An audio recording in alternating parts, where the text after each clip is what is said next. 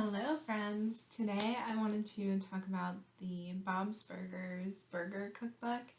I got this for Christmas back in 2020, and I've made over 30 burgers from it so far, and most of them have been really good. There's only been a couple that we didn't really like, but most of them have been super yummy. One of our favorites was the sound in the curry burger. It was so good. It had, like, you made curry to put on top of the burger. It was delicious. The only thing I'll say about that one is it was a lot of work. And like I keep post-it notes in them or on the pages, and I write like if we liked it, if we didn't like it. But then this one, my note was so good, too much work, won't make again. So even though they're really good, some of them are just a lot of work for me personally to put into a burger. But some of them you can like alter to kind of make easier, like the hummus atune burger. It calls for homemade hummus, but I've tried making homemade hummus in the past, and I don't know, I don't like the texture. I can't get the texture right at home. So we just use store-bought hummus, so it made it that much more simple. Um, Most of them call to pair them with the homemade fries. Sometimes we make homemade fries, but most of the time I just do frozen fries or we do something else on the side. There's a couple that call for like homemade fried pickles, which I had never made homemade fried pickles until this book, and they came out so good. Same with the onion rings. There's one that calls for onion rings on the burger and on the side. And so I was hesitant because I've never made homemade onion rings, but I did it and they came out great. Um, a lot of the burgers, like the burger patties, are fairly plain, like you don't mix things into them.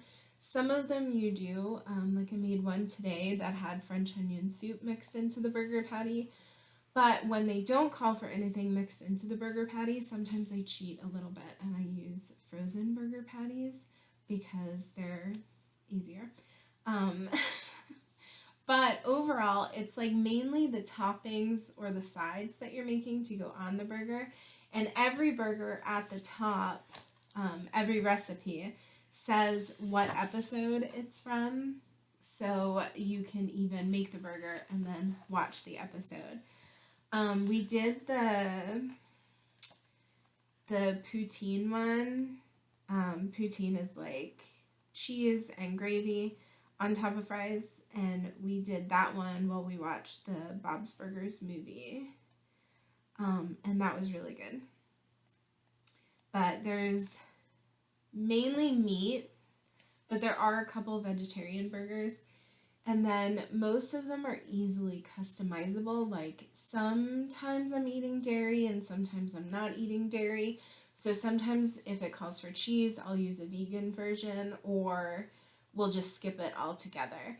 Um, there was one, I think it called for, um, I think it called for feta, but my husband doesn't like feta, and I love feta, but I wasn't eating dairy at the time, so we just left it off, and I feel like the burger was still just as good without it. But I highly recommend this book if you like burgers.